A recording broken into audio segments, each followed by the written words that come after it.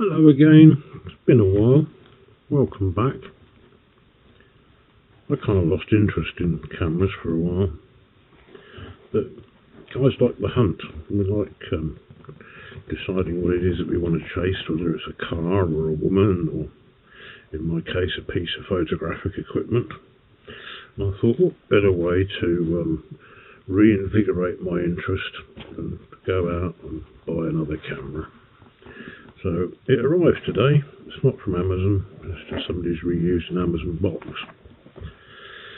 So I thought I'd bring you along as we have a look and see what we've got. I know what it is because I bought one. So let's open the box. Oh, sorry, not the tripod.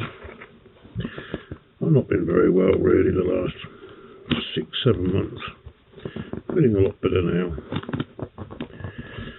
Medical issues, comes with old age. I don't really want to slice this down the middle in case there's anything in the way that is going to get damaged. There we go. Okay, bubble wrap. That's another high quality video production. This is shot on my phone, by the way. Okay, that gives you a bit of a clue. It's a Nikon. Oh, it's a Nikon case. Rather old, rather worn. It's not very exciting. Lots of bubble wrap, which is nice. So let's see what we got here. Oh, let's get that out of the way. Bubble wrap and brown paper. Interesting combination. Okay, this is a bit small. Okay. I don't know what it is yet. 2.8 Nikon lens. AI mount. Is it AIS? No, it's not AIS. Oh dear. Mitacon. Auto MC multi-coated maybe. 2.8 28mm, 55mm. The focus is quite smooth. Aperture ring's got the clicks. It's quite dirty, but still. Just about to see the aperture blades. Doesn't appear to be any oil.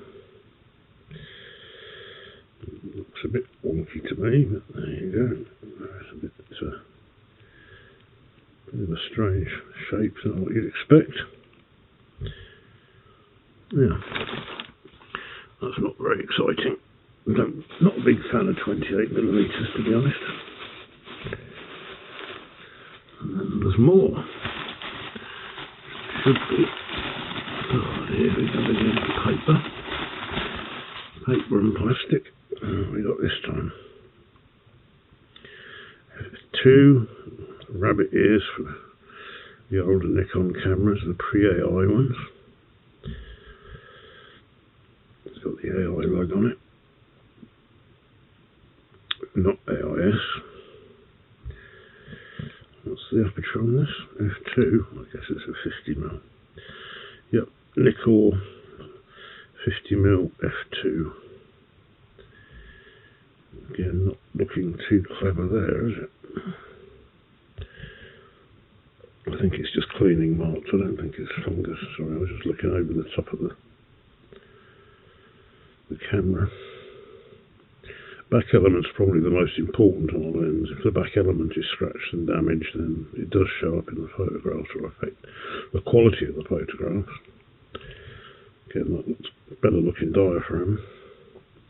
In terms of its shape, the leaves look fairly clear. They're not dripping in oil. Yeah. Nice and smooth, buttery smooth focus. So yeah, Nikon 50mm f2. Standard lens. Okay. Got a dent in the filter ring there. It looks like it, doesn't it? It's not too bad though, that'll straighten out.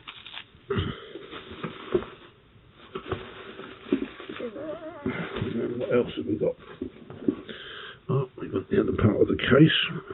This bit seems to have stood up a little bit better, but I don't really use cases. Oh God, I don't use cases. I just store these somewhere out of the way. Oh look, that's the original base that came with the camera, the base protector. So you probably guessed by now it's a 35mm single lens reflex. Oh. There we see it in all its glory. This is a nickel matte. The not quite an f2 range from Nikon. 60s to 70s. This is the last nickel matte that was produced. This is the FT3. Only made for 7 months, I think, in 1977. Prior to the launch of the Nikon FM. And of course the FE, which was the replacement for the ELW and EL2. EL2 is another quite rare camera. Which is basically a nickel matte that's got the Nikon logo on it rather than a nickel matte logo. Well, it looks fairly clean. FT3, standard stuff, rewind crank, a nice little metering indicator on the top there, hot shoe, which was nice. Earlier nickel mattes didn't have a hot shoe, then they had a cold shoe on some of them. Depth of field preview button on the top. Seems nice. Shutter release, threaded for a cable. Release if needed. Film advance, that's quite smooth. Frame counter, and with these Nikons, the little red thing there indicates that the power's turned on for metering. And you've also got a film plane indicator for use if you're doing macro work for measurements. Back's rather plain and ordinary. It's got some heft to it. Back when Nikons were very nicely engineered. Built to the same standard, I think, as the F2. I think that's fair to say. Built by the same sort of people. Metal. Built like a tank, really. Classic sort of look. Quite nice. Relatively small. Quite a compact camera. Big difference on this one is up here. You'll notice it hasn't got the prong that goes in between the rabbit's ears. It's got this coupling here for the aperture. This is an AI enabled nickel matte. It's a sort of a fill-in model. I'm not really quite sure why they made it, to be honest. It's sort of a fill-in model in the transition to AI, automatic indexing. There you can see the mirror, got the split image rangefinder in the middle. On this side you can see there's a plus or minus indication for the meter, very simple. Lens lock button on this side, just a simple little thing here. Count down, delayed timer. So you just put that around, it's mechanical by the way.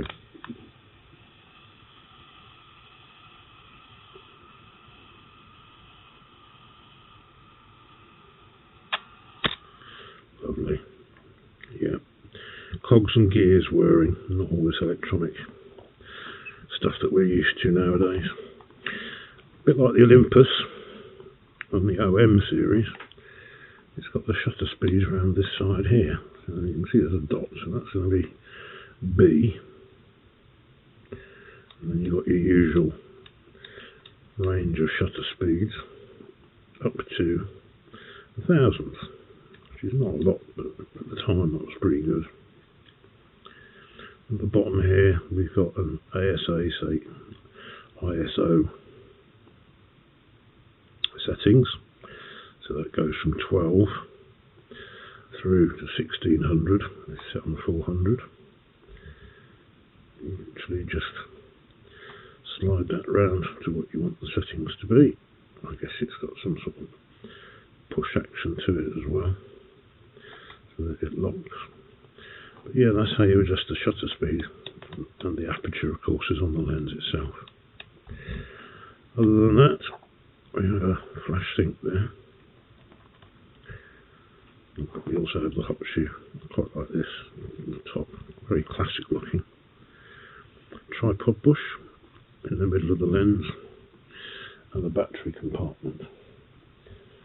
So if I have a coin, I can open that up and see what's going on inside of there. If we turn the meter on, there is a light up there, so we can see whether the meter's doing anything or not. There doesn't seem to be anything going on there. The frame counter's working. Nice action. This hasn't seen a lot of use by the feel of that winder. Open the back up, a little catch down the bottom there. Oh, the vertical metal shutter. That's nice. F2 was still on the cloth horizontal shutter.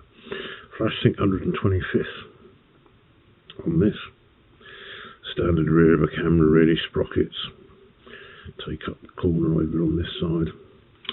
Pull up crank to rewind. Push button on the bottom to release the film so you can rewind it. Little vertical shutter. Have a look and see it needs the foam's doing. See the foam's pretty deteriorated along there. Pressure plate looks in good condition. No, it doesn't seem as though it's seen an awful lot of use.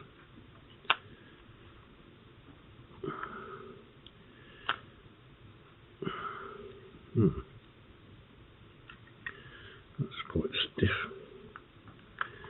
I don't think this has had a lot of use in quite a while.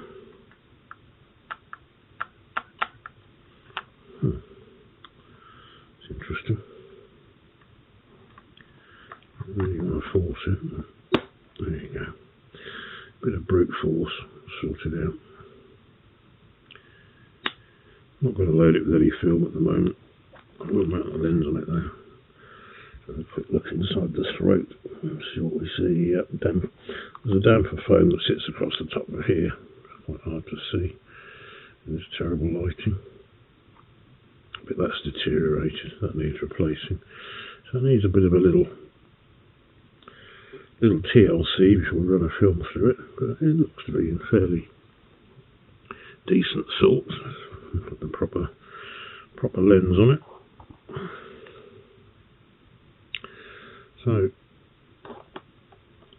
bayonet mount lenses, so you align it with the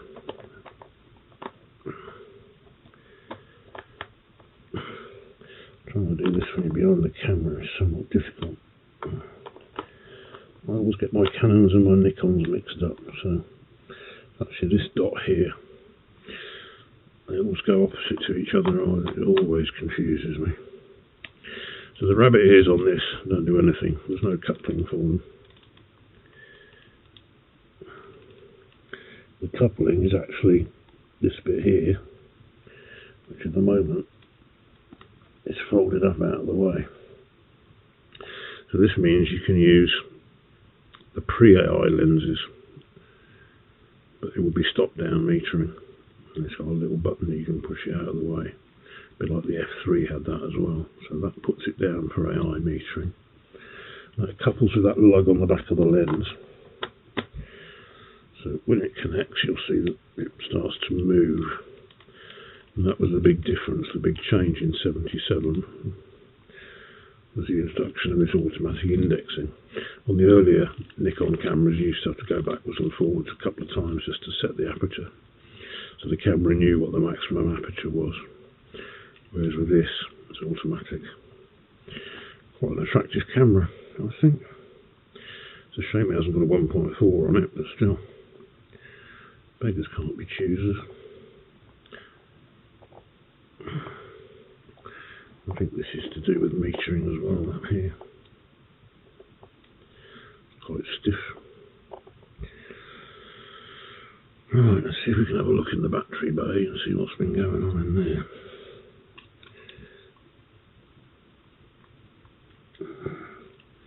See what's been happening, whether someone has left batteries in it. This one, unlike the earlier ones, doesn't use the mercury cell. It uses a more commonly available now. Well, mercury cells aren't available anymore. This uses the usual SR44 or LR44 battery. Let me see if I can find a coin to open that door with. Of course, there's never one about when you need one.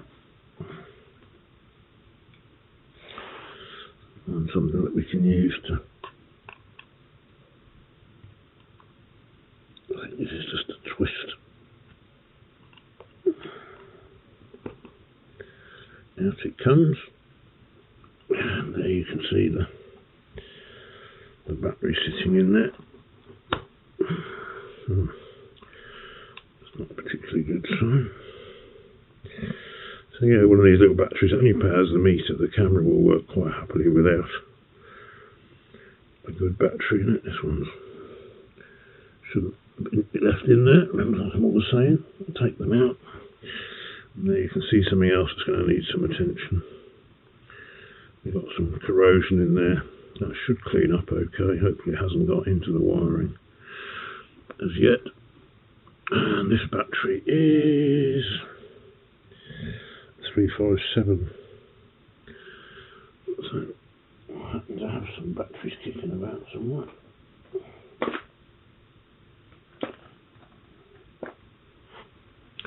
One and a half volts as opposed to 1.35.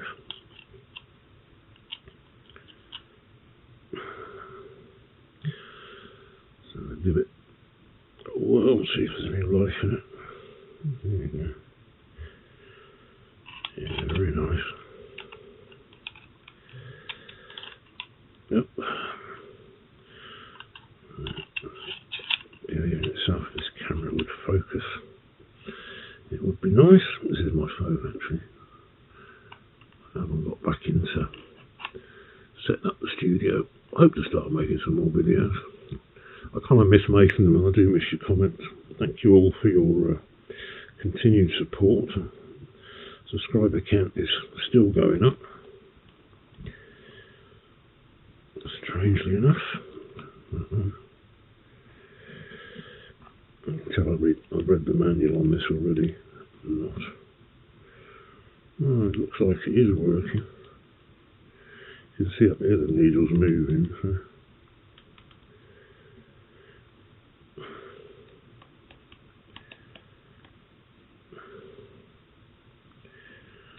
Might be a better view there. You can actually see the needle. Certainly needs cleaning in there, but there is life in the meter. Goes from plus goes to minus. It never really goes for overexposure.